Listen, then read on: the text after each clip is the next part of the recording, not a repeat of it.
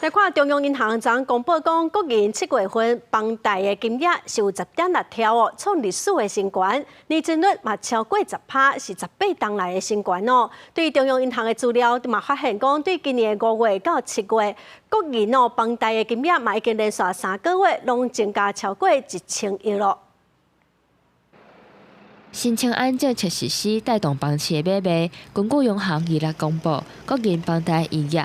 去年7月，敢若9条6000万，今年7月是升中到10条6000万，创历史新高。新青安持续推出了首购自住的一个族群，同时也包括了在半导体以及在 AI 相关供应链的一个扩产，那当然也带动了在区域房市的一个自住或者是投资的一个热潮。房屋买卖市场有偌好？为国银房贷营业来看，今年5月以来是增加1243亿，6月增加1069亿，7月是1165亿。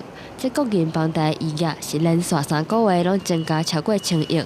若为房贷营业年增率来看，6月是10.2%，7月是10.8%。这是创2006年6月以来超过18年的新高纪录。只是即摆厝起袂赴供应市场，加上房贷营业增加，进前央行就对国银推出房贷减杠令。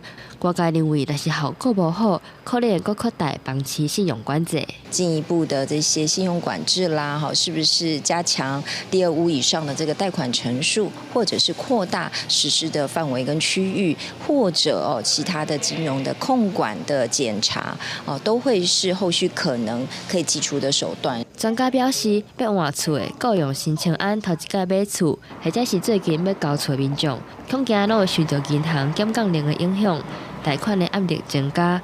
不过，房市的力度敢会因为安尼就降温，也搁来继续关注。记者台北报道。